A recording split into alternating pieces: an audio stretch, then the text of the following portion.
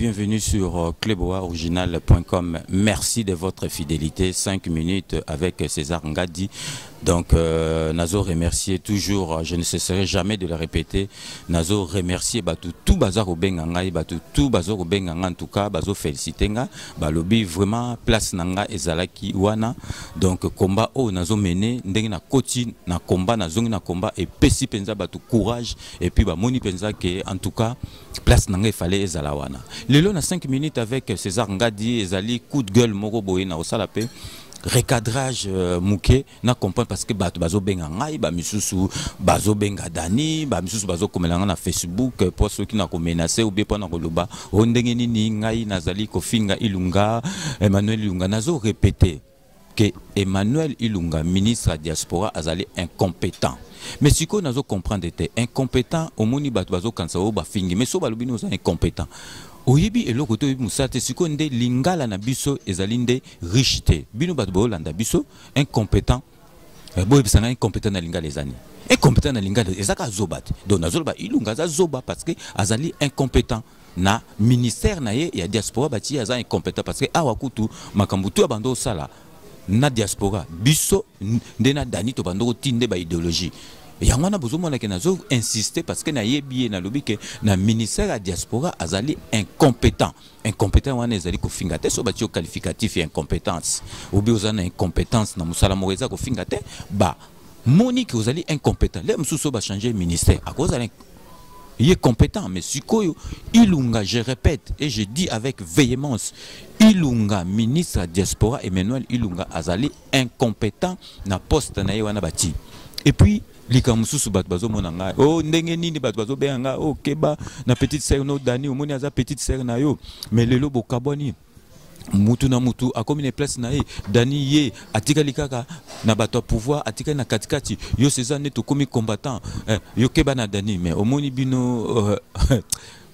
mais congolais dani aza petit na ngai petite nanga to so la dani c'est donc azali mutu moko na ndimite ndenge to zara na zara na batu mutu ayebi ngai en tout cas koleka dani azate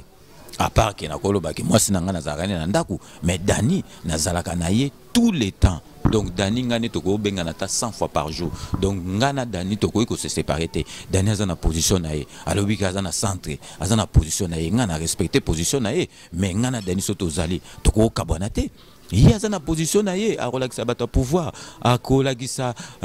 azana parti à Ilunga azo défendre président à Ilunga azala pe na Félix et sa position na ye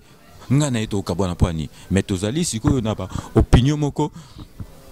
différente ya politique mais yé ngana dani tozala ka tout moment le lobo longola kutu n'esprit na bino ke bolba takuto o mutu aza mutu o dani osala nga mabe bino pe bozo benga dani o dani keba na César boyebi relation na bisote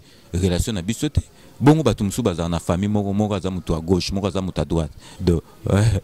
est-ce que bakabwana ou bien est-ce que ça na mabe ezali décision dani na respectango dani azali na position na ndenga azali mais un jour ndenga na yebi petite sœur nanga un jour peut-être ndenga na zolba bokanga mukolo yo dani aroyaka parce que dani déjà za na motema malamu azana ba ONG na ye aza déjà mutu moko aza motema malamu nako kaba nako aider batu mais bolongo l'esprit wana dani aza na position na ye naza na masa nga neti aza ministre infrastructure Thomas Luwaka toko solo la aza ministre et infrastructure azo sala makambo na ye Zakari Bababasu toko solo la aza master mais baza na opinion na bango et va ezate que to mélanger politique na makambo ya privé donc yango na kana ngolo ba ke na 5 minutes il faut comprendre que Ilunga tan na zolo bazali incompétent so bo tambusi micro to célébrer investigation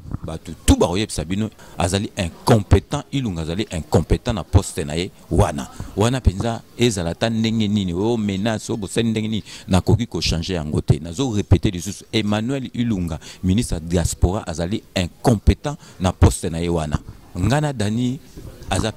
petite sœur na ngai ngana dani vraiment azali petite sœur na ngai donc tozani ti mutu moko mais bientôt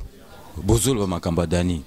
kalata azobala mutu moko pouvoir na kotangela bino kombote parce que pesa bino subakanda mais na kokende te na kini parce que ngana ko kende su na kini te mais ou azobala Dani azaka beau frère nanga tozokutana na biso tozokutana na Dani mais mariage na ba on a aucun dété de parce que nga sikonde na komi bo eza incompatible na kutana na batu neti ya pouvoir mais en privé tokutana parce que azobala Dani azobala petite sœur nanga azaka beau frère nanga ye na kotika été Dani aza petite sœur nanga mais to mélanger makambuté Dani azali na côté na ye nga naza na côté na ngai tozotambolaka ndenge tozalaka tozokutanaka ndenge tozalaka y a pas de problème. Ilunga azali incompétent na poste na yewana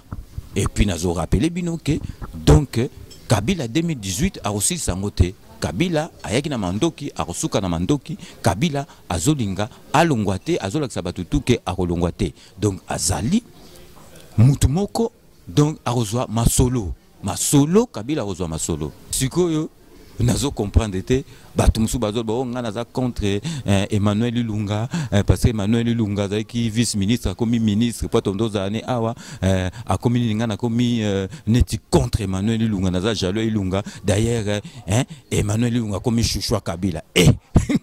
Emmanuel Ilunga chouchou Kabila ye muto aye ka lobby awa akoma chouchou Kabila ye kutu mutasala ki